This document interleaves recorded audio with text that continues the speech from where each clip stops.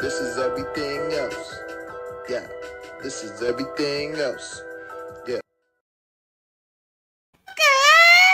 To another edition of everything else. I am your host, Marcus the Grand Finale. Sacrificing himself for the show is all, not one, not two, but all three faces of Jemal, who survived the attack. He's like Tupac. You shot me 9 times. I took him and smiled. Jemal, how you doing today on this righteous, rambunctious, everything in the world happening, game-changing episode of Everything Else? I survived. Survived the week. I survived the week. All the dirt sheets, all the fucking rumors, all the nastiness going on online, the clamoring for CM Punk to return, the big announcements from the Snowman himself. Snowman announcements. We going freaking Wembley Arena. Wow. All right, let's start on that. Let's just touch on that. AEW announced, and the big announcement, which turned out to be a big announcement. It's for us in the States, I think it's more like, huh? Is this okay of an announcement? But damn, Wembley, 90,000 people it holds. What do you think of this announcement? What do you think of the show? Do you think they're gonna what's your estimate ticket or attendance? What do you think? I think they can reach close to the WrestleMania numbers. Will they get all 90,000? I don't know, but we don't have a card yet. So, the card is going to make that asses and seats and stuff like that. And I tell you right goddamn now, if they don't have no British wrestlers on that show, that's a fucking travesty. Oh, they're going to have the British wrestler on that show, and you know who I'm talking about, the available free agent, the one and only, the national treasure, the former NWA champion, Manny's favorite wrestler, and he will be front and center to be there when Nick Aldis announced that he is all elite. Oh, my God. Nah. I mean, that's too good to be true. That's a fairy tale ending for me. Manny. It would be nice to have the national treasure on All In, but it's All In. Right? Yeah, it's All In. I think they're gonna be able to pull in enough people. They still have 90,000, like WWE. Yeah. Like back in the day, 92. This is 2023, dog. Like, yeah, I don't think they're gonna get 90,000, but I think they're gonna do pretty well. I think they're going to do their highest attendance ever, their highest gate ever, and I think it's going to do very well. I got a 40 to 50,000 estimate. 40 to 50,000 and the 90,000 stadium. I don't think they get 30,000, dog. Ooh, what the hell? Why? Because, as big as AEW has become, it's just such a short time that to get 90,000 people. Like, look how long WWE had to be WWE to get fucking barely 80,000 people in that motherfucking for 2 nights in a row. That's like 161,000 fucking people.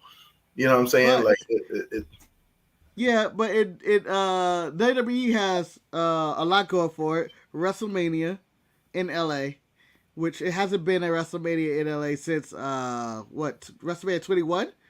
So you have all that hype. In November, there was rumors of The Rock versus Roman Reigns, so immediately people signed up as well. SoFi is relatively a new arena, so they were able to, people want to go and see that. This is the first WrestleMania in years where people are able to travel with ease since the COVID restrictions. You're just kind of like, I can just travel, because there was a lot of people out there. And, the difference, I think, between this one and Wembley and why AEW is going to do well is because this is AEW's first trip over there. They do very well on TV over there. They are the number one rated wrestling show in the UK right now. Really? Over WWE? Yeah. Over WWE. Because they're only, apparently they're only equivalent of like NBC. So They're on like the national show, which I don't know what that means. I don't honestly know, but I think it's still like under the millions of WWE watch, but whatever. But I think we'll get people from all over Europe coming over who don't have the opportunity every time to see AEW to venture in and filter in. So motherfuckers from Mother Russia is gonna come over to Wembley and I don't know about Russians. Spain, I think they're busy. Italy, Greece. Like, it's gonna be a world event. It's not gonna be just like, oh, it's a UK thing. Like, nah, people all across the world is gonna show up at Wembley Arena, and then you also have the aspect of, if I'm a WWE fan and you tell me CM Punk is on the card, who wants to come back. You know, he's willing to do business with everybody or something. Whatever's going on, these dirt sheet rumors. CM Punk will be on the card. You may have the Hardy Boys in potentially one of their last run. You know, I know you're in the pack it up era, but you may be able to finagle and get some of the British talents of Zack Sabre Jr., who New Japan may allow to go over there since they already have that working agreement with like Forbidden Door. Maybe a Will Ospreay as well. Yeah, these are the names that they need. These are the big names that they need if they want to have, like, you know, this British presence and stuff like that. We already got Saraya over there with her Outcast group. So like, Jamie Hayter as the champion. That's a big plus, huge plus. You gotta go Saraya versus Jamie Hayter, right? I feel like that would be the big match over there, because in England or the UK or wherever, in Wembley, I feel like that would be one of the draws. AEW's fucking storylines is so convoluted at this point. We don't know if that is to even, like, you know, to recommend. Yeah. Now on paper, that match is fantastic. I would watch that shit. That's some shit that I would watch. But, like, you know, how are you gonna present me with this story? The story is there. Like, you know what I'm saying? The Outcasts, the AEW originals, you know, it's there to play. But they have to hold serve for how long though? This is not like coming up in weeks. This has been going on a minute already. This is a long withstanding whatever the fuck. So they can either kill the rivalry and then fucking reintroduce it back with like Saraya getting a number one contender match or some shit like that. Or they could just do some fucking battle royal or whatever, casino battle royal, whatever the hell they fucking do. Or you know, Forbidden Door is coming up. I mean, you have an option of Jamie Hayter versus someone other than Saraya. You also have Saraya versus Mercedes Moné, the one who took out her career, which is also available that you can either do at Forbidden Door or at Wembley.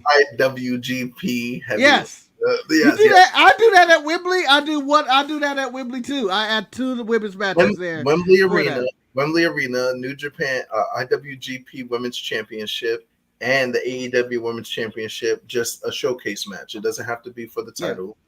Because if they are going with the tradition of All In, everybody's involved. New Japan, they already have Ring of Honor.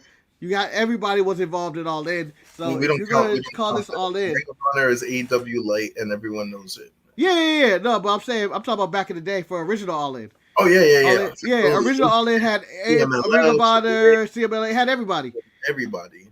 So I think they're going to mirror that. That was 10,000 people? That was 10,000 in America in Madison Square Garden. Was it Garden? It wasn't in no Madison Square Garden. No, it wasn't Madison Square Garden. I forgot where it was. It was like the Cow Palace or some fucking shit. I don't remember. I don't honestly remember.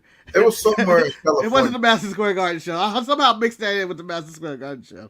But it's not the Madison Square Garden show. If it's MSG, you know I'm a nigga. I know. But I think they're gonna do pretty well. I don't think they get 90. That's insane. If they get 90, wow, impressive. Yes. They need to move all operations to England.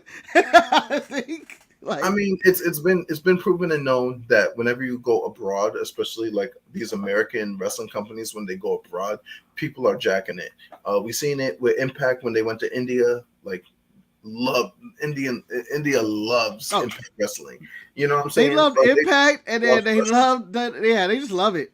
You know what I'm saying? Freaking anytime WWE goes anywhere else, like Chile or freaking somewhere that's like obscure or whatever, not they coming in troves to watch that I know. that event. I know Puerto Rico's a part of America. Oh yeah, go ahead. Puerto Rico, they're about to go in troves, and that's not just because of WWE. Let's be honest. Bad Bunny is one of the biggest megastars in the world today, so of course they're going to. It's his home country. Like, come on, son, stop. I have breaking news about Bad Bunny. I don't know if anybody else has reported this, but last night the Lakers did their playing game. He was front and center in court. You know, there was rumor and speculation about his injury, what's wrong with him. Looked fine to me. I'm just saying, breaking news. Bad Bunny looked okay to me from my TV. He's watching LeBron do that stupid ass shot that he does. He fucking looks at the goddamn ball and then he shoots it. Like, you know, that's what he was doing. That's the old man trick. I've seen it enough in enough gyms where you're like, oh, I'm tired, or I'm just gonna be like, oh, I'm gonna move slow, but you have that quick first step and you throw it in there, but it's not as quick as you thought. Somehow they made it through. So it's breaking news according to many. Our insight all WWE business. Apparently Triple H wanted Nick Aldis, and someone said, nah, signing freeze. They admitted the Nick Aldis rule. That's what this signing freeze is all about. Like, nah, you're going too far, Triple H. You're going far, Hunter. I think that's what Vince McMahon said he need to step in. Wait, who you saying it? Nick Aldis is the national treasure. Nick Aldis. Mickey James' husband? Pack him up in the trash bag with the stuff we took her out with. We can't sign him. He's going to beat us up. All right. So, enough about AEW and stuff like that. Let's talk about, I want to say, one of the better shows this week, maybe one of the better shows this year. New Japan Wrestling presents Genesis. Named after Jemal's woman right there. In honor. But what a show. New champion crowd. Let's talk about that with Sanada defeating Kazuchika Okada right off the jump.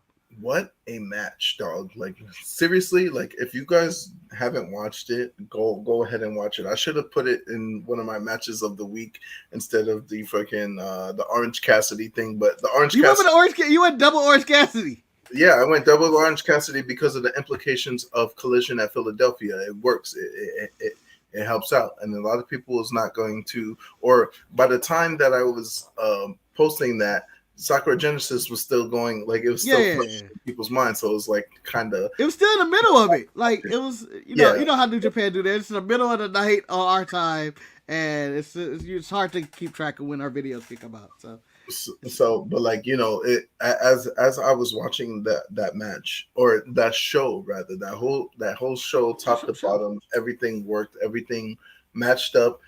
I'm not gonna say the winners who should have won, or the people who should have lost, but, like, you know, just the matches itself was worth the watch. Everything from Zack Sabre Jr. to versus Shota Umino, to Mercedes in the 3-way with Hazuki and fucking Azumi, and, like, you know what I'm saying, like, it's just, and just 5 guys are running New Japan. Well, all Japan's being ran by 10 guys, as in 5 handsome guys are running Noah, and just 5 guys are king of the New Japan Pro Wrestling. El Luchador comments and says we were late putting the title on Sanada. What do you think about that? I think that New Japan has this uncanny ability to have this slow burns, and when the fucking flame comes out, it's just at the right time. It's way late to us, because we're, like, used to Americanized wrestling and stuff like that. But the slow, like, we've seen this happen when Will Ospreay won the title for the first time. We've seen this happen when Shigo Takagi won the title for the first time. For realsies, not the fucking faux championship shit that Will Ospreay got hurt and all that stuff like that. I'm talking about when he actually, you know what I'm talking about. Yeah. We've seen it when I'm trying to think of the tag team that fucking took it off the Young Bucks. Oh, not the Young Bucks. The Bishamon, when Yoshihashi finally wins a fucking belt in his whole fucking career. Like, it's a slow burn that when it does happen, it pays off very well. And they do long term. We're talking 2 or 3 years. We've seen it when Naito was the double champion, when Evil was the double champion, like when he turned on Los Ingobernables and then became the double champion. Like, you know, they have this uncanny ability to have these slow burns pay off in the end, regardless of whenever they pull that trigger. Like, the stories are all intertwined together in a special way that, you know, it doesn't seem cheap. It doesn't seem like, you know, they did work hard. Sanada winning the New Japan Cup, we're like, oh fuck, he won the New Japan Cup, but can he beat Okada? And sure enough, he does. You know what I'm saying? So yeah. With him beating Okada, do you have this being a long title run, or do you think by, you know, I don't know, some shit, either the all together again or the whatever? I have him holding the belt around until like World Tag League-ish. Yeah, I have him holding the belt to like World Tag League-ish. And it's also going to depend on his opponents. Like, you know, it's like, yeah, we know Okada. Yeah, we know, like, who's in the heavyweight scene right now? There's, you know, it's anybody's for the taking. You know what I'm saying? Can David Finlay stop worrying about the fucking never open weight championship that Tama Tonga currently has and go after that? Tama Tonga has been known to beat Sanada multiple times in tag matches and singles. So is it now his time to fucking try to go after the IWGP Heavyweight Championship? You see what I'm saying? Like, those are these slow burns that I'm talking about.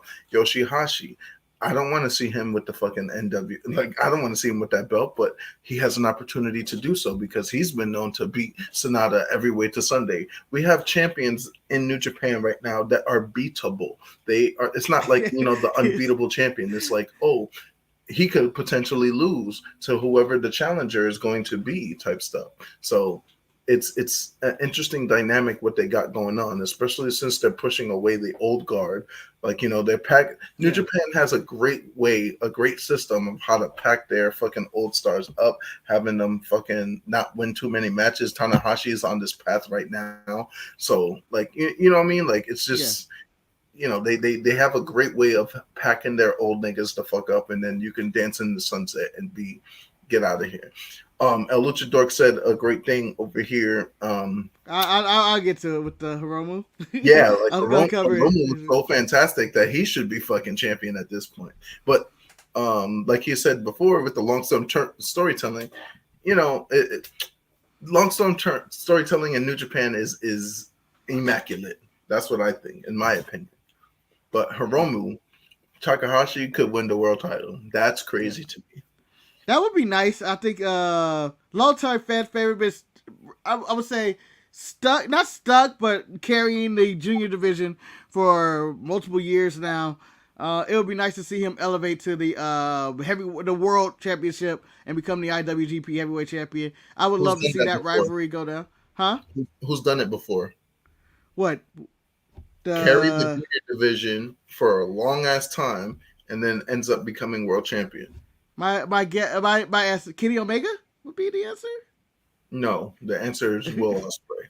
Oh well, carried the junior division for like 7 years until he went to heavyweight. Kota Ibushi as well. Yeah. Omega, I'm not gonna count. You know why? Because Omega did not run the junior division.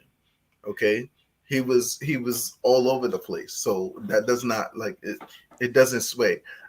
His matches do, but he wasn't running the division. You know, there was other motherfuckers at that time. Kushida was a better junior heavyweight than freaking Kenny Omega. You know, I'm not saying he was a better wrestler. I'm saying he's a better junior heavyweight at that time. That Omega was doing all that. That's Kushida's time. That was Kushida's moment. Prince Devitt was another one who was kind of running that division, but was he really? You know, he was focused more on Bullet Club things type shit. You know what I'm saying? And he couldn't go. And he never won a world champion. Yeah, he couldn't transfer over to the big time until he went to WWE and wins all these championships and stuff like that. So, you know, there's names synonymous with the junior heavyweight division. We're not talking about Ricochet. We're not talking like you see what I'm saying? Like Will Ospreay, Kota Ibushi, Kushida, and now Hiromu Takahashi. You know what I'm saying? Jushin Liger, freaking that is like, you know, Tiger Mask. You see what I'm saying? Like there's names synonymous with that division type stuff. So I think Mercedes Moné is trying to do that with establishing a women's division in New Japan too.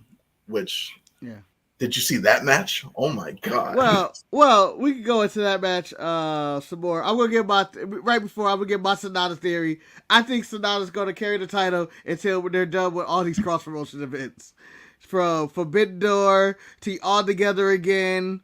I think there's another one I'm missing, but there's gonna be a bunch of events in between where I think there's gonna be a lot of battles between cross promotions, like whether it's Kiyomiya and Okada squashing theirs, or whatever happened is at Forbidden Door 2.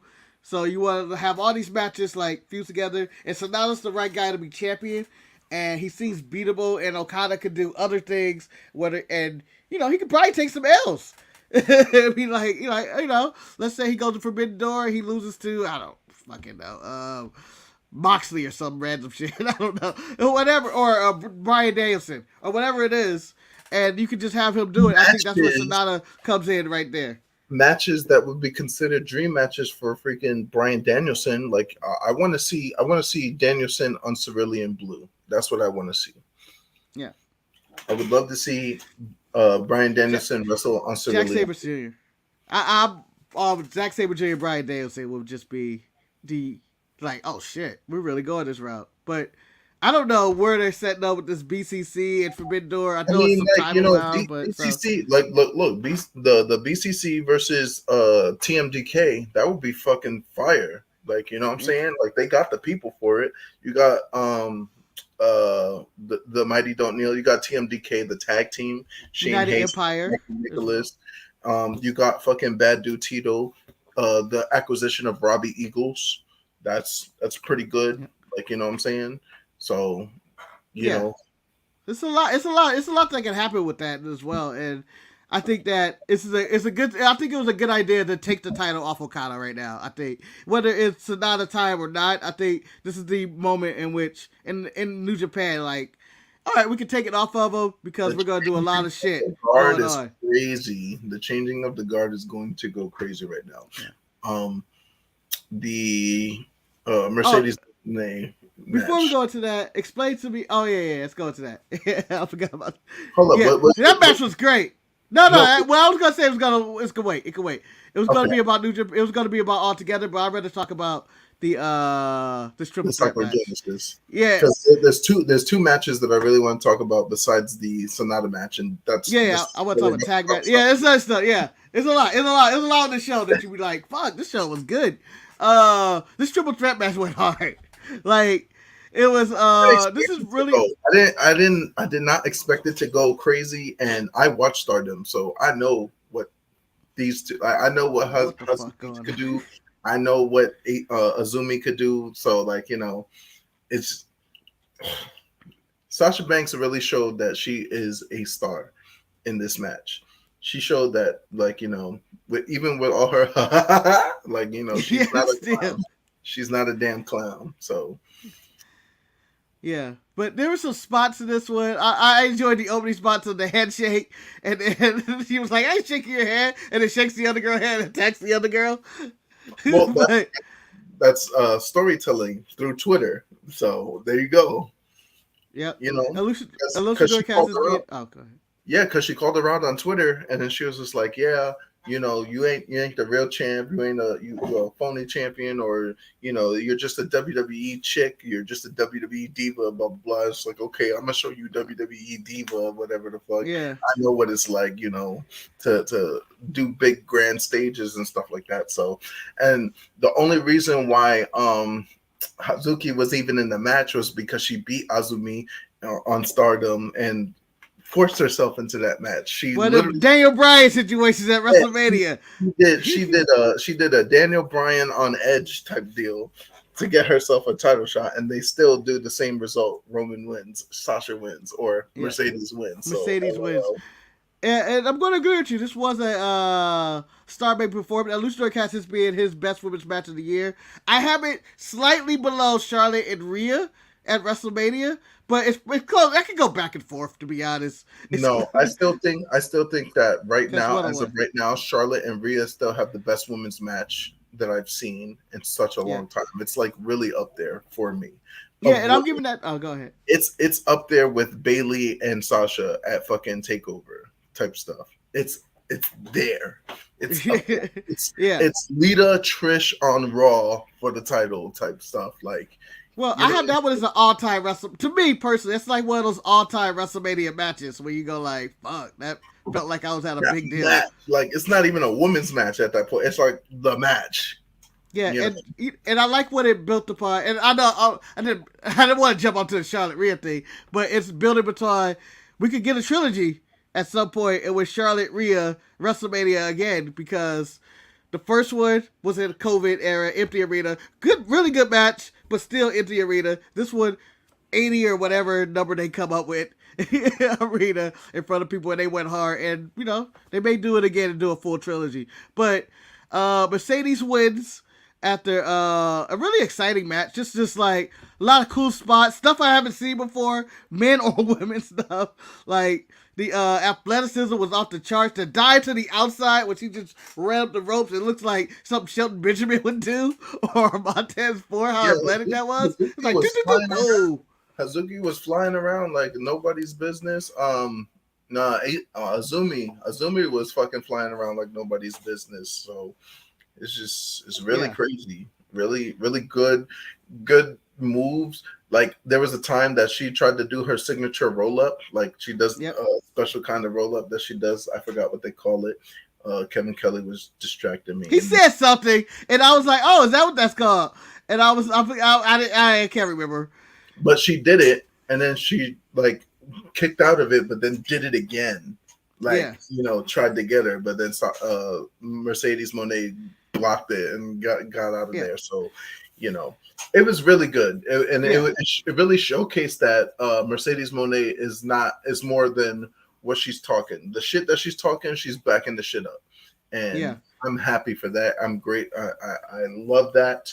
For all the shit that we talk about Squasha Banks, I'll talk about Squasha Banks like she's a completely different person, because Mercedes Moné has had this title run for, like, she's beaten 3 of the top women Japanese wrestlers ever. You know what I'm saying? And so it's also, like, to your point, what she's doing is bringing more eyes to Stardom, which, me coming in full layman, don't know shit about Stardom, but I watch these matches, and except for when Mercedes, and then except for when Mercedes wrestling, I go like, who the fuck is this? What is this shit? Oh, what's this?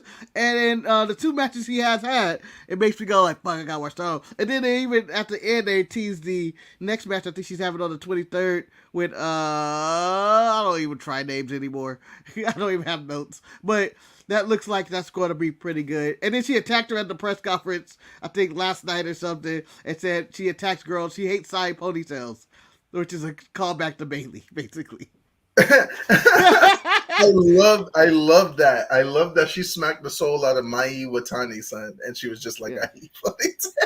I hate ponytail girls with side ponytails, specifically. Ew, dang, that's tough. Mm-hmm. That's tough. Yep. All right, I'm going to go through the comments real quick, and then we're going to cover more of the show. Need Mercedes and Hayes at Forbidden Door 2. Probably like a banger. Earlier, yeah, so like not title for title, or not for one title or the other. Just fight. A match. Fight. Although I don't know where they're going to go. Either they're going to go, if they could get Mercedes for either Forbidden Door or Wembley, one or the other. I would like either match to take place. Either she fights Hayter at Forbidden Door, or she fights her at Wembley. The match doesn't necessarily have to finish. It could be a dusty finish for all we care. Just like have the match be good, and then fucking do a dusty finish, and it'll protect both of them. You know what I mean? Yeah. You'll have like Soraya come in or freaking invoke her fucking claim and do that. Yeah, there's a lot of stuff that can happen between there. Also, congratulations on 750 subscribers. We're at 764, which we've gained like 50 subscribers in 2 days or something like that. It's something Look ridiculous. At that. That's attribution to Manny Shorts. And no, my mouth. No, nobody's talking my language out here. They have to know this is authentic. Authentic. Evolution Dark just like Charlotte Flair, so it makes it hard to judge her work. I've seen that happen and stuff. Manny in the chat, representing the entire sharpshooter brand apparently, and saying Salt Rogen versus Timmy Stratton the best player match of all time. He's gonna say, I say in 3 years that might be the match to look out for. So because they're still young in the business. This match that happened with Sol Roca and Tiffany Stratton, it was one of the better women's matches of the month. Like it's not Charlotte, Rhea Ripley, it's not Mercedes triple threat, but it is up there. It's better than anything on Dynamite. It's better than anything on Raw. It's better than the tag titles on fucking Raw. It's better than, SmackDown's what they got going on. Like, that people are sleeping on NXT and they need to wake up.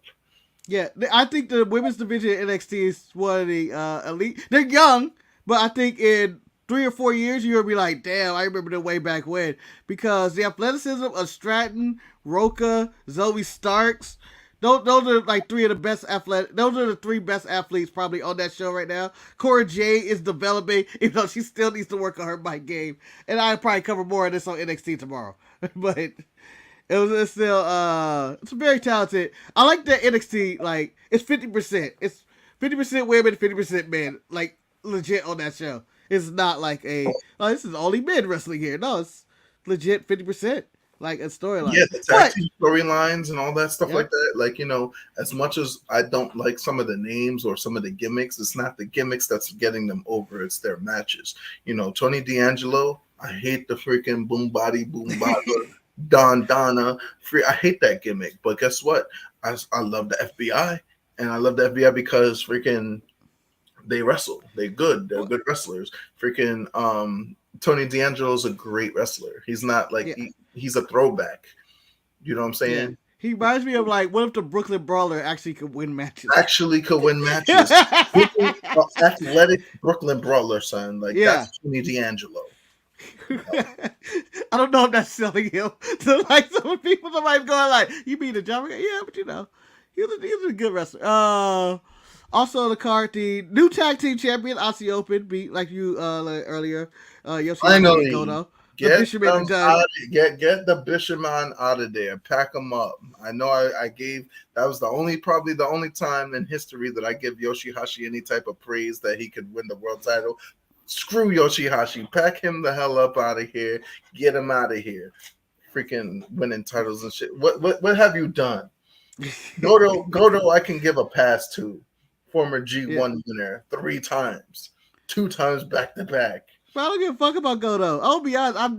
it's been 10 years of me not giving a fuck about Goto. Never gave a fuck, never gave a shit, never gave a piss about Goto. I'll be honest. I never just connected with this guy. He's Japanese Willie Uno to me. So basically, when it pertains to the sharpshooters here and everything else, freaking I hate Yoshihashi. You hate Goto. We just hate the Bishamon. Get them the fuck up out of here. Yeah. I mean, we're at the point where we're going to challenge him to a match. But amazing match. Aussie Open deserves it. The crowd was behind Aussie Open winning the entire time, which was like, damn. But Aussie Open proving why they're one of the elite tag teams in the world. They are running the world, dog. Running the world. Also on the show, we had Zack Sabre Jr. retain the TV title against, oh my God, I'm blanking out. Shota Umino. Shota Umino. And, Shota Umino proving why he's going to be the future guy of this company. Eventually. Not yet, but he will be the guy. Okada still has like years left, and there's still other people who like Will Ospreay and a number of other people who are in his way. But eventually, this guy will be the guy, and it showed in this nice little match they had here. It was 15 minutes TV match, but it was fine. There was a match you said you wanted to talk about on the show that I don't know if we covered it already, but the 6-man tag between Bullet Club and freaking who they faced. It doesn't matter. The ending doesn't matter who you face. Yeah, the ending of the match basically solidified like what's going wrong with the Bullet Club. David Finlay is trying to be the de facto leader. Like, he's got Gato on his side type stuff. He's doing the whole Rebel Club thing. you know, he's trying to get back to brass tacks of what Bullet Club actually was, like when Fergal had it, when Finn Balor had it. Hey, we're here to fuck niggas up and get this money. Like, stop with the fuckery, the fucking back scratching, the fucking the t-shirt sales and all that shit that the Young Bucks and Kenny Omega fucking did. Leave that shit to AEW. We are fucking group that needs to be fucking reckoned with, and they. You see what I'm saying? Like, yeah, get back. We're not in like we were going down the path of the late stages of NWO instead of the original NWO that was just wrecking shit and destroying Nitro. So that's where they need. That's where David Finlay is trying to get back to, which I'm all for it. But you know, he did say something very alarming to me, and you know, there's a storyline there that has to be finished. You know, Juice Robinson is in the Bullet Club. You know what I'm saying? Mm-hmm. He's in AEW, and Jay White is over there in AEW. David Finlay knocked the the molasses off of freaking Jay White with his freaking shillelagh, with his dad shillelagh. So it's like, you know, and then the beef between Juice and David Finlay because Juice joined Bullet Club by beating the hell out of David Finlay. So like, you know, it's convoluted. What is like, dynamic? What's going on? You know, because like it was that Jay White was excommunicated from the New Japan Wrestling, and then he got basically kicked out of Bullet Club. But when he showed up on Dynamite, he showed up with Bullet Club intro and stuff. So I don't know where we're at with that. And then Juice and David had their feud, and they got to work the dynamic. Just like David Finlay, he's just like, look, if you're not underneath this Japan banner, of Bullet Club, then you're not Bullet Club. Which then leaves me like, you know, Ace Austin and Chris Bay. They're out there in Impact Wrestling representing Bullet Club fantastically. They're the Impact Tag Team Champions. They're Pro Wrestling Revolver Tag Team Champions. They're freaking tag teaming across the United States on the indie circuit, killing the game. So where is that? Yeah. You know, are they excommunicado? Are they done? There's a line right here where if you're not in Japan and you're wrestling the promotion, you're not Bullet Club, and it's like, oh, okay. So it leaves a lot to the imagination. And a victim of this is El Phantasmo, who was jumped out. He got his ass whooped for basically just being El Phantasmo. Didn't do anything. Got beat up. Too silly. You're too silly. It's the lights. The fan favorite, putting hats on children. Fuck all that. Babyface. We're killers. We're murderers. We're gangsters. Liv is not in the Bullet Club. She's not bringing the tag titles to the Bullet Club with her freaking Raquel Gonzalez. I don't see Raquel tossing up 2 sweets. Oh, soon. They're going to start calling themselves Bullet Club. Imagine. Bullet Club. You know, I would add this to, you know, the future Bullet Club members if they're going to continue this.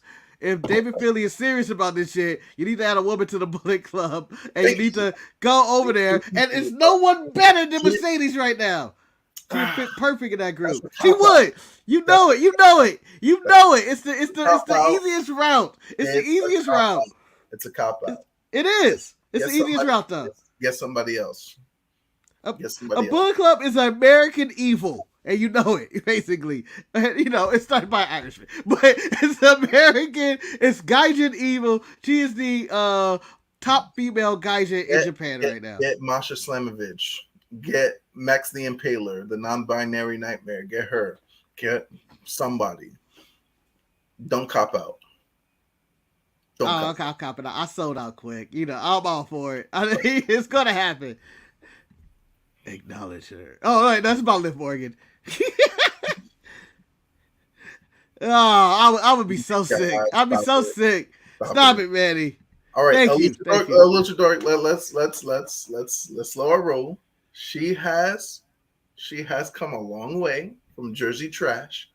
She is better than what she was a year ago. She's a better Liv than she was a year ago. She's a better Liv than she was many years ago. because she was trash for like 5 years before she got to be what she is right now. You know, she's not doing the Aaliyah shit. What's Aaliyah doing? Injured at the house, doing nothing.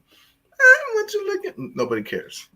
They tell you about Liv. I think they have 7 different better versions of Liv Morgan on their rosters throughout the WWE brand in general. Yeah. Look at like I'd rather have Stratton or Cora Jade or Gigi Dolan or JC Jade, all better wrestlers than Liv Morgan. Just saying. So Liv Morgan is basically Alexa Bliss upgraded in the ring. Alexa Bliss light. Nah, I would give her a step above Alexa because I think she's better than Alexa in the ring. Alexa's better than her on the microphone and as a character, but Liv is better than her in the ring. That's a hot take. You think it's a hot take? I didn't feel like that was that hot. Alexa Bliss was the first woman to freaking in this modern era become the Raw and the SmackDown Women's Champion. I'll let that happen, but she's not a better wrestler than Liv Morgan, I don't think. You said better mat wrestler? I didn't mean mat. I don't know. Better wrestler. Better. I probably wouldn't say better on the mat or in the ring. Better in the ring than Liv Morgan. Liv Morgan is better than Alexa Liv Bliss. Morgan, the freaking Hooters bitch that has no Hooters, fucking is better than freaking Alexa Bliss. Yes. Known gymnast. Yes. Known gymnast. Known freaking here. I'll be eating. Yeah. No. Yes. No, you're not convincing. Yes. 100%. 100%. If someone said, "Oh, there's a match happening tonight," and they started off with Liv, or they say Bliss, and I go like, "I'd rather see what Liv was going to do than what Bliss is going to do." That I will agree with you, and that's only due to fatigue of Bliss. It's fatigue. It's fatigue. Yeah, I won't see any Bliss. Women's wrestling is a lot different now than it was then. They are lasting a lot longer. When you were a women's wrestler back then, when we was watching wrestling, you had 3 to 5 years to make yourself something and get the fuck up out of here. Because there's somebody new. Now you're right before your hands, Michelle. Here come Eve Torres. Yeah, once you hit 40, it's over for you. Look at Natty. It wasn't even 40. Back in those days, it was like 30. Trish is still just like, what, 45? 40? Yep. like he was maybe retired for like a decade. Pack it up. You're 37 years old. Pack it up. You're done. What? You're getting old. We see your wrinkles. We see your neck is starting to look like the fucking Everwood tree from fucking Pocahontas. So like, no. No, let's go. But if we were talking about past eras of wrestling, and you can tell us a better time, Charlotte Flair will be retired already. And Charlotte Flair is mid-30s, I think, now. She's mid-30s. Vince would have retired her. Vince would have fired her. He would have fired her. Good. Charlotte's too good to be just fired. No. I mean, if she was in the Attitude Era, when they didn't give a shit about women's wrestling, as she is right now, they would have. Like, if she was her character now, back then, would they fire her? I would say because she wouldn't even got TV time. She wouldn't even have a character. Perhaps. She'd be in the middle of a bra and panties match. Perhaps. She'd be in the middle of a bra and panties match. They would have fired her, and then brought her back. Like, Natty would have been gone. Vince was getting rid of women at 29. They were getting rid of her at 21. So that's crazy, Final Boss. You're talking about a guy that watches Stardom. You're talking about a guy that watches WoW. Where we at? Like, exactly. Like, no, I watch WoW. I watch Stardom. I watch the Battle Club Pros having an event called WCW, which is women. Like, there's just a full card of women. Masha Slamovich is one of my favorite wrestlers, if not favorite women's wrestlers out there right now. I want her to succeed. I want her to win. Max the Impaler is doing wonderful things. Trish Adora. Like, I could go on and on for days about women's wrestling as a whole. I'm a big advocate of women's wrestling. It's just that when you suck, you suck. Liv Morgan, Yoshihashi, they both fucking suck. Fuck out of here. Get the hell out of my face with that nonsense. No, just Liv. Pack that shit the fuck up. Get it out of here. Wow. Alicia Dork Natty deserves her flowers for holding down a bad women's division for years, but she could retire now. Natty should hang it up. Look, peep this out. Oh, no, Natty can still go. I'm not going to say Natty should hang it up. But I think that Natty should never be the focal point. She should never be a focal point of anybody. This is Natty's career. All of here. What the hell? What the hell? Back it up. Get it out. Pack it up, Daddy. Go. You're packing up, Daddy. Go Damn away. it. I'm around. I'm okay with Natty still being around, but never involved in anything. Be a trainer. Do what you do at the Heart Dungeon for WWE. No, she should be in the role that Dolph Ziggler in. Come out every now and then, make someone new look good. That's it. That's all Dolph Ziggler's job is. He shows up. Who's new? I'll make him look good. And that's what Natty should be out there doing. To El Luchador's point, right? Even in not even just Japan, Mexico women's wrestling. That is great. Like, that's some of the best women's wrestling I've seen. So, like, just, it'll make you look at it differently. Absolutely, for sure. So I'm watching Stardom. I'm watching CMLL, The Crash, AAA, like, you know what I'm saying? I'm watching it. I'm like, Speaking of way, AAA having a Triple Mania, I think, next week, right? I think it's this weekend. So. This weekend, right? This I weekend. think it's this weekend. Yeah. And then also Collision at Philadelphia. Yep. If Orange Cassidy could, beat Buddy Matthews. He's going to beat Buddy Matthews. But I'm not going to call Buddy Matthews a double champ. I'm not calling him double champ. He still got to face Gabriel Kidd regardless. America, I believe both promotions there's lack to be desired in storytelling. And I know Luchador brought up that he wished that we had an all-women show. I wish they did too. The problem is, no one, just like when they did the Evolution pay-per-view, would pay to see it. That was the problem. It's too many misogynist wrestling fans out there who don't watch it. And Jemal, I'm going to vouch and say you're not one of these guys. But there are a bunch of pieces of shit out there who refuse to acknowledge the talent that a lot of these women have out there.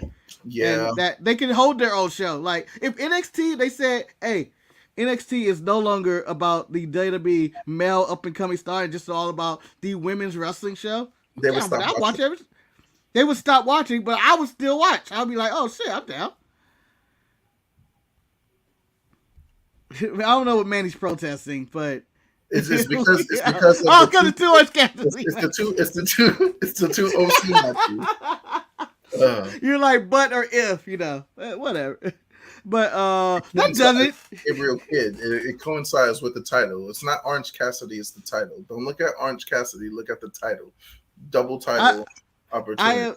I am yet to acknowledge that title. I'm not going to acknowledge it. They keep changing the fucking name of it, and I just don't understand. It's the AEW International Championship now. Yeah.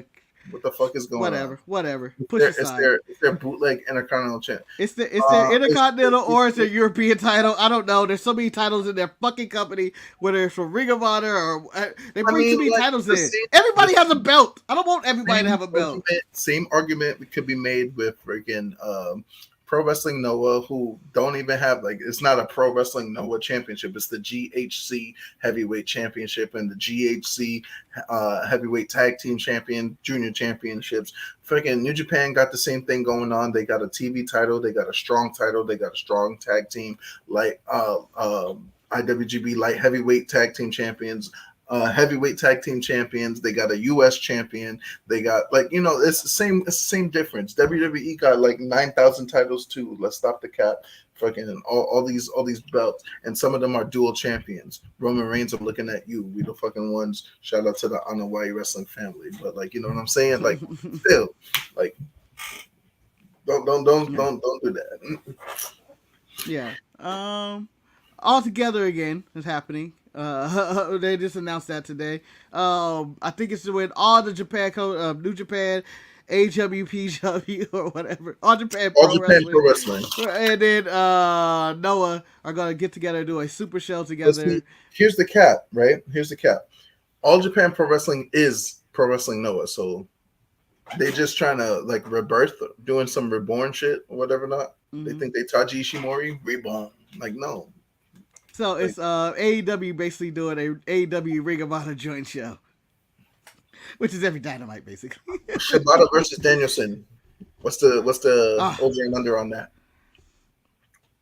I would love to go. I want that to happen. I want that to happen. To be honest, there's so many matches. I need Bryan Danielson to do a quick Japan tour, real quick. Just go through it, come back. healthy, don't die. But just it's kind of like when you look at the other guys. Oh, I want to see these guys fight Gunther. I want to see everybody fight Bryan Danielson. I want to see everybody fight Gunther. That's the two people in the world. That's how I measure if you're the best in the world. If I want to see, so peep this out. Danielson, Gunther, Okada versus anybody. Those are the people. A lot of those Gunther matches have already happened. Just look for it on fucking YouTube. Deadass. Like those people. That's how you know people don't be watching wrestling like we do. I want Gunther versus this guy. Well, go on freaking Over the Top Pro Wrestling and look Walter versus pick your name. Like, you know what I'm saying? Yeah. He's out there chopping them up. Like, even then, you walked up and now he's in shape. He's a shape Gunther now. It's a change up. Now. Now you're like, oh wait, let me see it different. And then it's on a bigger stage. Like every match is better on a bigger stage. Like if I watch you and you're in a small room, it's fine. I saw that match. It's great. It was amazing. But if I watch you on a bigger stage, it seems even more important. Like I've seen Bryan Danielson and Tyler Black, which is Seth Rollins, fight a million times. But when you watch them in a big arena, you go like, fuck, this feels fresh. Basically. I don't know. I still like Kevin Steen versus El Generico in the Ring of Honor ring as opposed to watching them at WrestleMania against each other in COVID Mania. So yeah, they had a better match in Ring of Honor than in COVID Mania. But the COVID Mania don't count. That's like watching them in a small arena because that was Thunderdome shit. Okay. Comparable. WrestleMania Tokyo Dome. AJ Styles and Shinsuke Nakamura. Same two niggas. Same kind of match. Same hype. Same everything. And one was better than the other, and you know which one was better. Yeah, we know. WrestleMania, obviously. Nah, but they had Vince. Vince ruined that one. They would have went hard if they could have, but I think Vince put like, hey, yo, don't do shit, hit them in the nuts, and then get out of there. Which I still understand to this day. I was really probably my biggest disappointment about that show. Just that moment right there. I'm like, damn, they didn't really do shit. They didn't pull the Japanese stars who they built crazy that whole year. Freaking Asuka wins the Royal Rumble, the first ever women's Royal Rumble, by the way, and Shinsuke wins at the same time. The headlines in Japan went crazy. They should have freaking been champions, both of them, at that time. They missed their opportunity, and I'm afraid, like, even with Shinsuke's return coming to SmackDown this Friday, I don't know. Nah, if he's in Papa Triple H's head, I think he will protect him. Okay. Because, one thing Triple H has done with his Japanese wrestling, he's booked them strong. Yes, Asuka lost to Bianca, but he still gets behind Asuka. He doesn't, just have Asuka do a random fucking Asuka, at this point, not her career, she's been older. champion. She's been Money in the Bank winner. She won the Royal Rumble. There's not a lot to complain about. She did get her opportunity. She did got her time. She's a multi-time tag team champion with different witches. So, it doesn't matter. Okay. And then Shinsuke also hasn't, he's never achieved. He's been Intercontinental champion, had no title runs, but nothing. Champion, but on each run, nothing really came from it. They didn't really actually give him anything. Yeah, All right. But that concludes the show today. The goal was to go 30 minutes, 22 minutes of extra time due to injury. And I don't know. But be sure to check out the Mid-Card Best Podcast back. I don't know. I'm still behind the paywall. For any of those of you that have been trying to peep it out, I know there's only been 3 episodes that's up there. SoundCloud has shadow banned me because I got so many plays because of all of you that's out there trying to listen to my stuff. So until they tell me to pay the $144 that it takes to reinstate my freaking SoundCloud, then, that's when everything is up. I am recording. I am still doing it every week. It's just that I'm behind and stuff like that. So,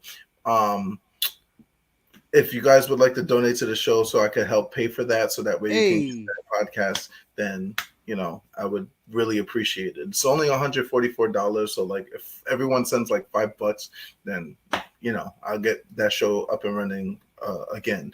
I could easily take care of that, but priorities, I got a baby on the way. So, everything else takes a back. Some subscribers put, 50 cents in the pot or $1 each. Anything helps. We're all anything helps as we're on the corner I'm cups. to answer the sharpshooter's question. I'm trying to back catalog everything from my episode 1 all the way to the latest episode that I have. I'm trying to put it on Anchor, so just that takes time to do, like to put it all the way through. I do work. I am busy. I do have like everything else going on on the way type stuff. So like I am trying to probably I'll probably work out something with Manny. I'm gonna talk to Manny offline sometime and see what I can do about putting the episodes on YouTube. Putting the episodes on YouTube so they could watch it via the Sharpshooters Network too. So like back cataloging and doing all that stuff. So yeah, help a nigga out. Also tune in tomorrow for the review of AEW Dynamite and NXT to apparently watch our review of the greatest women's match ever according to Manny Rocco versus Stephanie Stratton. And then tune in for our Raw's special Friday. Raw's Retro Friday as well, where me, Jemal, and Manny will discuss the wildness of 1999 of professional wrestling. Kidnappings galore and no finishes for anybody. Donate to the goddamn show. Where did you even come from? It's a run-in. It's a run-in. At this time, I'm running in like Dijak. You like pain? I'm gonna make you immortal. Hard Justice. Mr. Hard Justice himself. And then tune in for our Beverly Hills Cop watch along where we watch the shenanigans of Axel Foley in the 80s. Yeah. Only because we can't settle on any other film or anything else.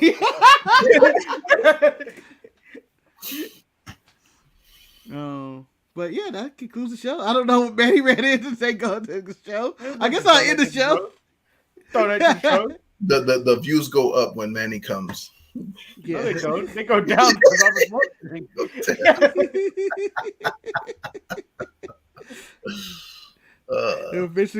We lost our viewers already. It's over. But see you guys later. Tune in next week where we talk about probably AAA Mania or something. I don't know.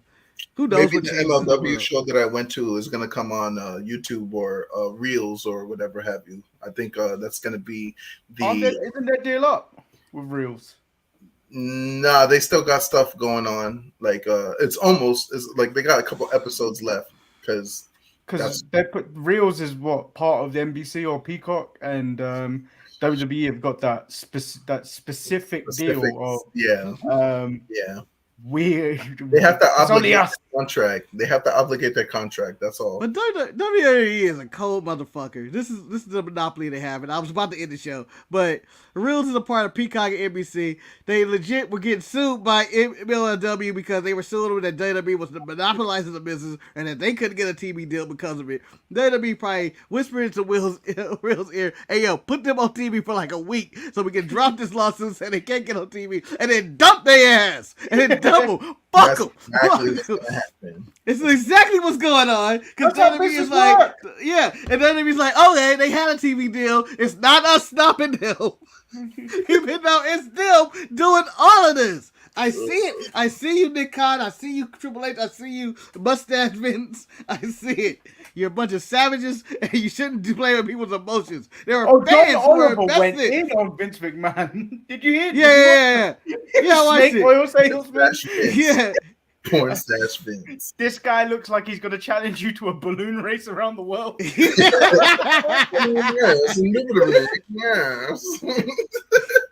He just went in for like, he's like, hold on, I need to take 30 a whole minute to just roast this, and then I get back to the show. I tried putting that up as a short yesterday, and then we got copyright struck, so I was like, nah, yeah, it's cool. He looks like Dastardly Do-Right from that freaking wacky, Amazing Racing. Yeah. Dick Dastardly. Yeah, Dick Dastardly with the damn dog behind him. Muttley. He was a motherfucker, though. He was laughing all those failed attempts.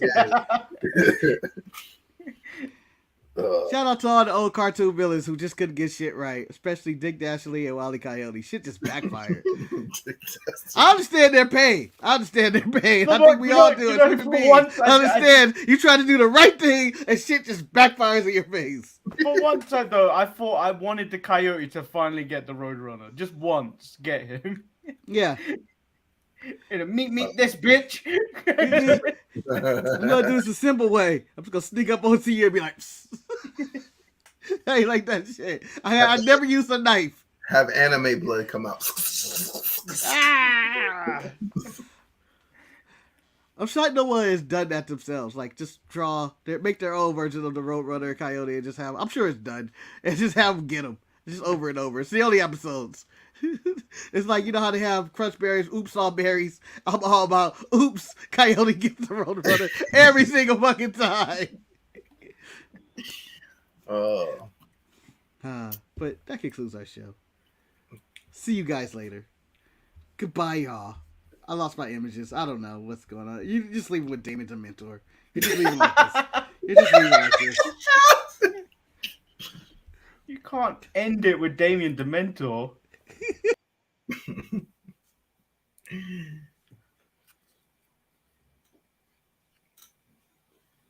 Oh, Marcus left. He didn't even end the broadcast. He just left. He just left. Yeah, that's tough. Yeah, I did it again. Okay, Brittany. I hit the wrong button. You need to stop taking some of that snow. Stop following your idol on your shirt. Snowman. Oh. Snowman, sing me a dream.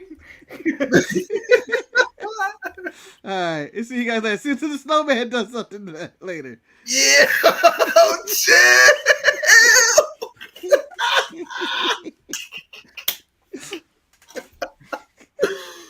Oh, you know what? That glory of the sharpshooters.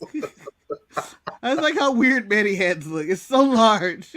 Oh, it's because you made my head astronomically large. Yeah, that's hilarious. And it's like Eric is mad small compared to Keith.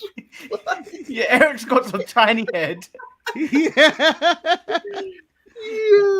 Hey, my head's pretty large on mine too. Yeah, but you look like you smelt something too.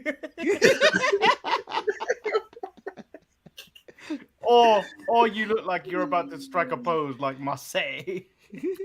By the way, maybe tonight we get the conclusion to this story. No, I still don't know where we're at. No, I don't think we will. We will. All right. Goodbye, everybody.